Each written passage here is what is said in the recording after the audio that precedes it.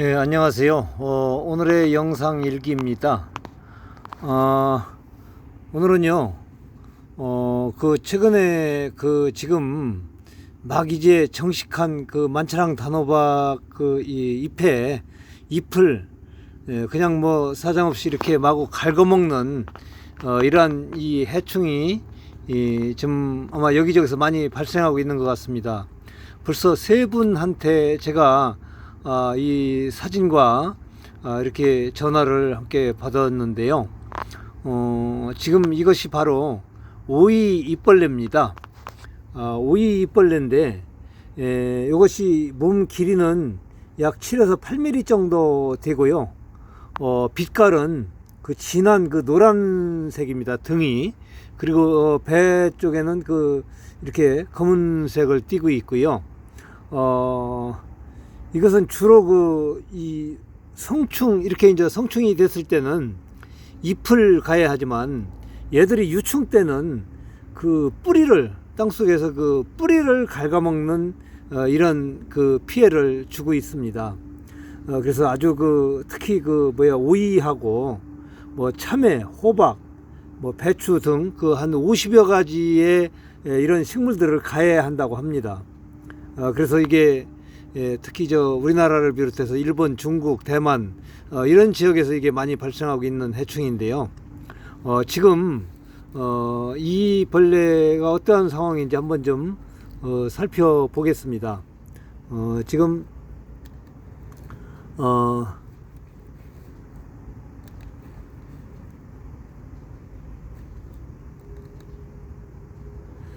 제가 지금 사진상으로 받은 것을 지금 이제 이 컴퓨터에서 지금 열어보고 있는데요.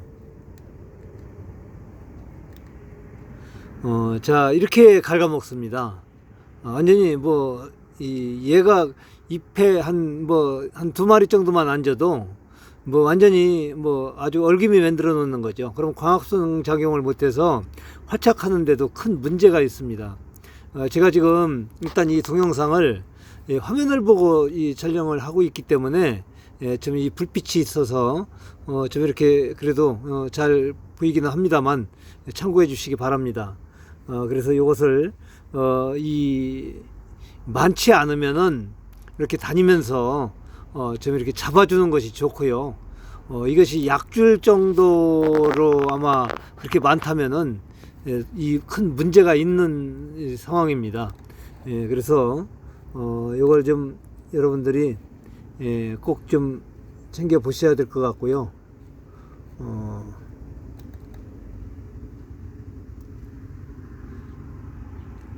자, 이런 식으로 이렇게까지 갉아 먹습니다. 이런 이 광합성 작용을 못하게 되는 거죠. 예.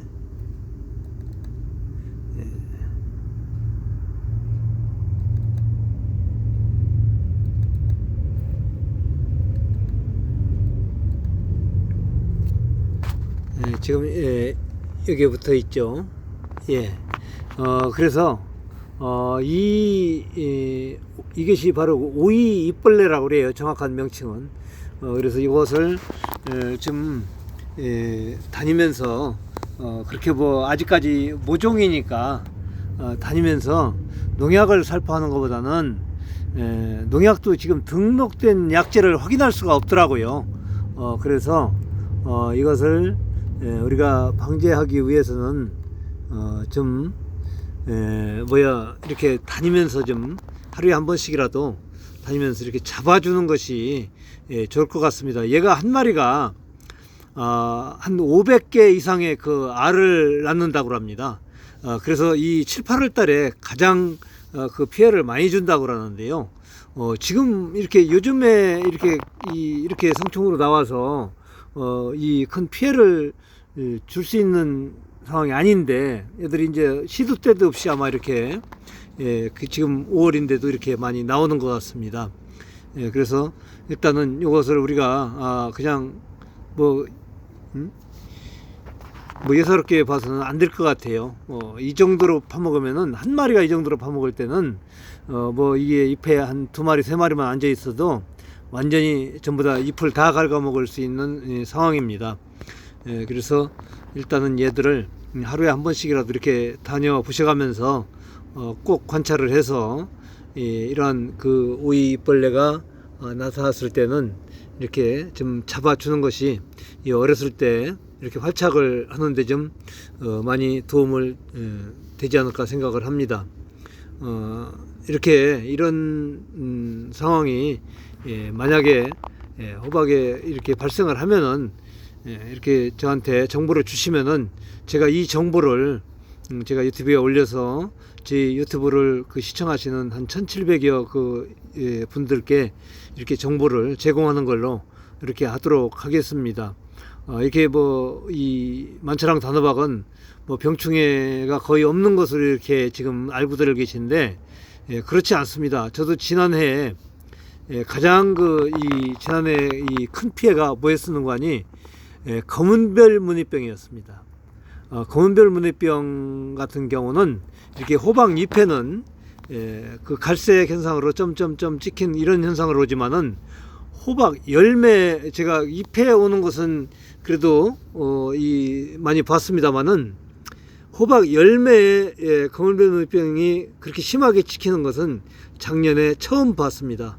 그래서 그런 것들, 그래서 앞으로 검은별 문의병 같은 경우는 좀 이렇게 심하면은 약제를 살포를 해줘야 되지 않나 생각을 했고요. 또한 흰가루병도 오는데요.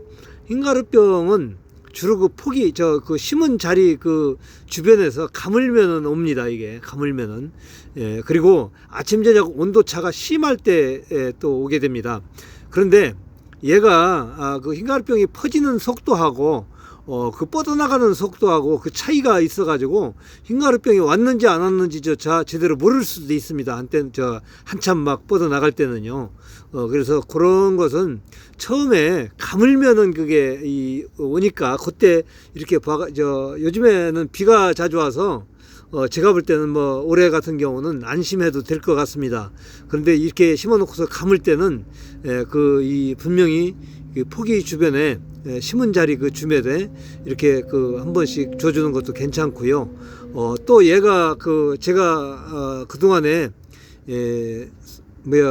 이렇게 오랫동안 겪어본 바에 의하면은 그 썩은 병이 있어요. 호박 열매 썩은 병이요.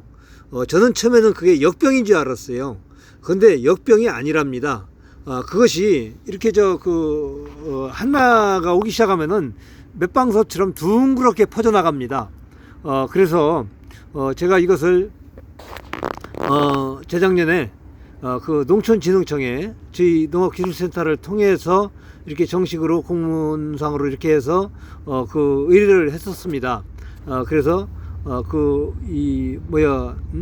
병반이 온 그 원물을 이렇게 택배로 보내가지고 그 진흥청에서 이 결론을 제가 이 결과를 받았는데요.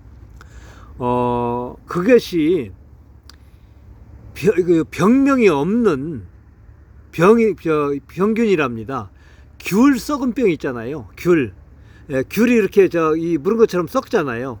그 병이랍니다. 그런데 병명이 없답니다. 그게 그냥 귤 썩은 병이라고 이렇게 얘기만 하지 그것이 정확한 병명이 없다고 합니다. 그래서 그거 같은 경우 그렇다 보니까 거기에 대한 약제도 나와 있지 않은 거예요.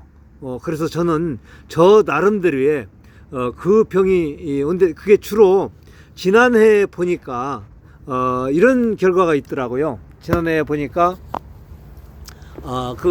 이것이 첫 번째 처음에 심었는데도 이것이 운분이 있어요. 그래서 그분한테 제가 이것을 이렇게 쭉 물어봤는데 거기가 바로 저기였답니다. 이 집터, 그러니까 집을 뜯은 자리였다고 합니다. 그러니까 집이었었으니까 제가 볼 때는 귤을 먹고 귤 껍데기를 분명히 이렇게 집 주변에 아마 버렸을 것으로 사료됩니다. 그러니까 처음 심었는데도 그 병이 왔죠. 그런데 그것이 퍼지기 시작하더니 300평이라는 밭에 전체 다 퍼졌다고 합니다. 근데 그때는 이미 늦은 거예요. 거기다가 아무리 생석회를 뿌리고 해봐야 소용이 없는 거죠. 그래서 저는 저희 그 밭에 보니까 그것이 그 어떻게 왔는지는 모르지만은 저 같은 그 이 장마 때 그 생수가 터진 쪽 거기가 좀 오더라고요. 제가 먼저 유튜브에도 제가 생석회를 그 뿌리는 과정을 그 이렇게 소개를 해드렸었는데, 그래서 그런 데는 심기 전에 이렇게 저 그 밭을 만들기 전에 그 생석회를 이렇게 한 50평에 한 포 정도씩 이렇게 뿌려주면은 좀 효과가 있는 것 같더라고요. 그래서 그렇게 해서 저는 그 방제를 저 나름대로 뭐 병명이 없다니까 그 약재가 없으니까요. 그래서 그런 식으로 이렇게 방제를 해나가고 있습니다. 여러분들도 이런 그 만차랑 단호박이 아무리 뭐 병해충에 강하다고 하지만은 제가 지금까지 이렇게 쭉 겪어온 바로는 이러한 지금까지 말씀드린 저는 이제 그 흰가루병 또한 그 뭐 이렇게 물러 썩어지는 썩은 병 그리고 그 이 뭡니까 그 검은별 문의병 요거에 대해서는 제가 이 아주 상당히 좀 눈여겨보고 거기에 대한 방제책을 지금 강구하고 있는데요. 지금 오이벌레가 이 정도로 이렇게 피해를 주는 것은 또 이제 이번에 요 며칠 전부터 이렇게 그 세 분께서 이러한 얘기를 해주시는데 이 지역별로 아마 이게 많이 분포되어 있지 않나 이렇게 생각을 합니다. 그러니까 여기에 대한 것은 제가 볼 때는 아직까지 여기에 대한 등록 약재는 제가 그 아직 찾아보지를 못했습니다. 그런데 주로 얘는 처음에 이제 그 만차랑 단호박 같은 경우 뭐 이렇게 10평에 하나씩 심었잖아요.